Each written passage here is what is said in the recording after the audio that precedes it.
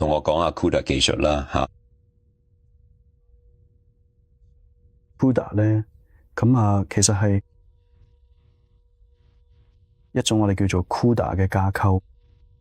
CUDA 係一個平衡運算嘅架構，呢個真係一個好精彩嘅故事。由兩位博士同幾位史丹福大學嘅科學家發現，我哋嘅 GPU 係可以編程嘅，同埋幾乎可以當做超級電腦冇用。佢哋試下用，發現其實好難用。但係如果佢哋成功用到，速度提升真係勁誇張。所以同佢哋合作嘅時候，其實我哋都知道呢個決定都幾大膽。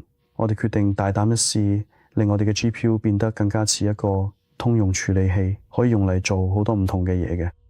例如唔止做圖像處理，唔止做 3D 圖形渲染，仲可以用嚟做通用數學運算，甚至可以應用咗其他計算領域。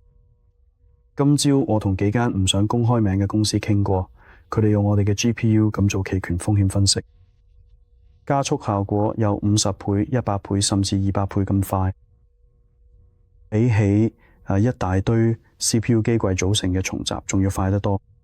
所以呢個好處，我啱啱講咗呢個好處，其實我哋大約5年前已經睇過，最後決定發明嘅一種叫 CUDA 嘅技術，佢係一個架構。對我哋嚟講，CUDA 就好似 X86 之於微處理器嘅，佢只係一個架構界面，咁就係呢個架構嘅名，所以佢令到佢哋變得可能令 GPU 可以用嚟做一般用途嘅平衡運算，都係因為佢 CUDA 同我哋嘅 GPU 而家已經用咗喺日本嘅超級電腦入邊。而家全球大約有50間大學都開始教 CUDA。由牛津到哈佛到柏克萊都有。你喺9月13號同紐約時報講過佢嘅說話，我哋認為對呢個 CUDA 技術有興趣嘅人數有幾千萬啦，唔淨止喺呢度，喺中國啦、印度啦、俄羅斯同巴西都有。我哋粗略估計呢個市場規模有幾十億美金。係啊，呢樣真係幾有趣。我哋好多人一開始都覺得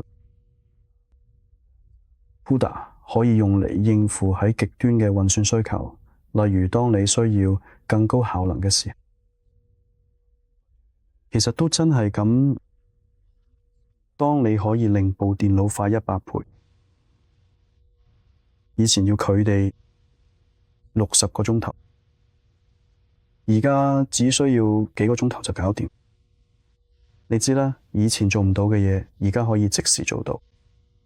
咁想像力都開始無限發揮，所以無論係影像、電影、影片，定係醫生或者科學家，突然之間電腦喺你眼中都變得好唔同，因為我哋實際上縮短咗時間，或者你可以話，我哋畀佢哋做一部時光機，我哋畀佢哋睇下，如果喺 CUDA 嘅電腦10年之後會有幾快。